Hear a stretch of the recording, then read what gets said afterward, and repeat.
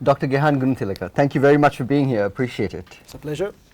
So, Dr. Gehan, you've been, as an attorney at law, you've been very vocal about the Prevention of Terrorism Act, and recently it's taken on a new meaning because previously the PTA was in the context of the LTTE, and it was sort of based in the north, it was compartmentalized. It's probably been used closer to home, that just hasn't been in the media as much until the last 1 or 2 years when things have really picked up. And now we have activists who are essentially 20-something-year-olds that are in prison for basically using their democratic right to protest. And I'm sure you'll also mention why they've been arrested under the PTA as opposed to the normal law. So could you give us a bit of history first on Sri Lanka's PTA and how we've got to this particular point? Sure. So the Prevention of Terrorism Act, the PTA, was first introduced as a Temporary Provisions Act, and that was in 1979. So it was meant to be, introduced for a very short period of time for a very specific problem that was emerging at the time. And because it was a Temporary Provisions Act, there wasn't really a major pushback against the act at the time. It was just seen as nothing different to, say, introducing emergency regulations. And emergency regulations can be introduced for a temporary period of time through the Public Security Ordinance.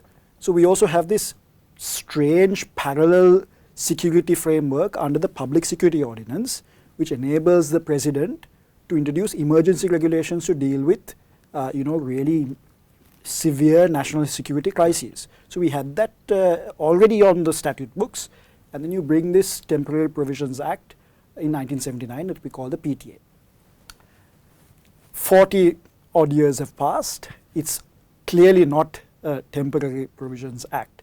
In fact, a couple of years later, 1981 if I'm not mistaken, they introduced a provision to make it a permanent act.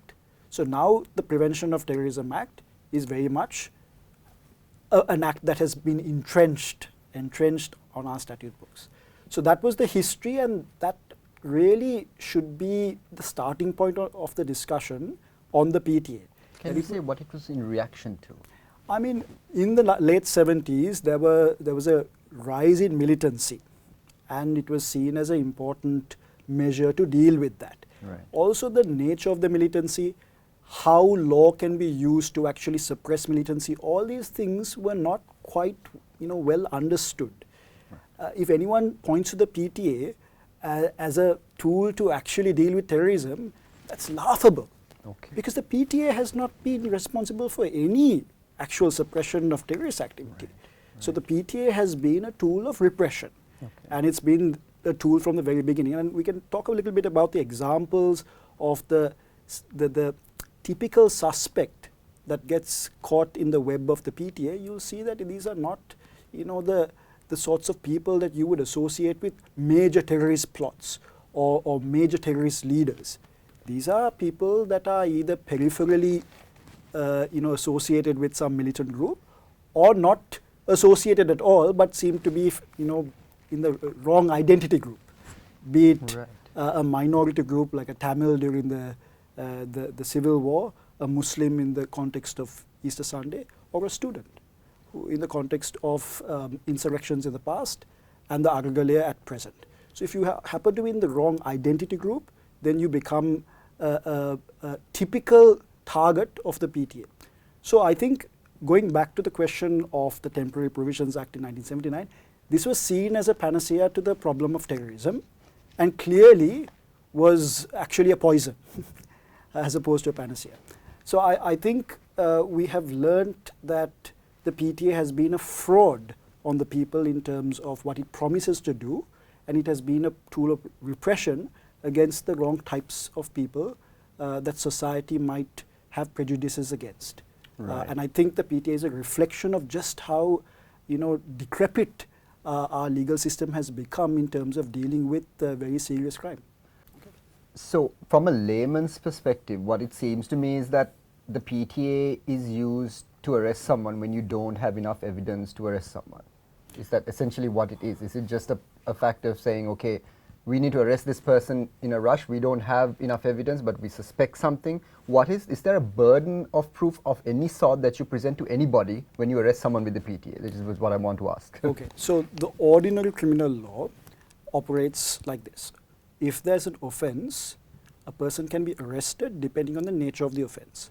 If it's a cognizable offense where you can see the person committing that offense, say for example you catch someone in the act of theft or assault, you can arrest that person. So the police has the ability to arrest someone if it's a cognizable offense. Right. Then you have non-cognizable offenses, more complicated offenses which require evidence in order to actually prosecute someone.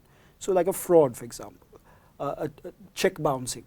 You can't necessarily see a person do it. You need to actually look at the check, get evidence from the bank that it bounced. All kinds of things have to be established before you can actually say an offense has been committed. You can't arrest someone for a non-cognizable offense.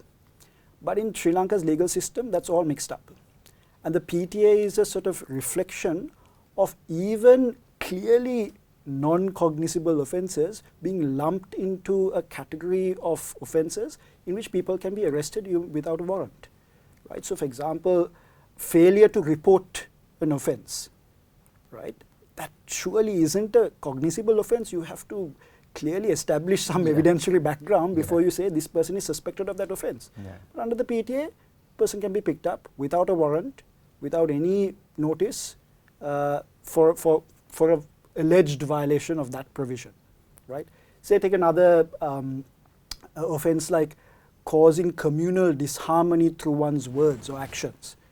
So whole, evidentiary base to actually establish that offence, right? You have to prove, or you can at least bring some evidence that communal disharmony might arise because of this particular statement. I'll take some examples from the past where clearly this can't be a cognizable offence. But you can be arrested on suspicion of committing that offence. So the problem with the PTA is not simply that it has all these provisions that enable arrests without a warrant. The problem is the breadth of the offences enable the police to just arrest you on suspicion of any offence that falls within the four corners of that act. And the fact that the PTA is premised on this understanding that we are in a real crisis and we can't wait for the due process, we can't wait to get a warrant from a magistrate, that premise enables incredible abuse. So you have people picked up for various offences under the PTA without any real due process in terms of the ordinary law, because the PTA is a special law. And then the police get the opportunity to say, well, under this law you don't need to have reasonable suspicion, you don't need to have a warrant, you can just be arrested, and then we'll seek a detention order.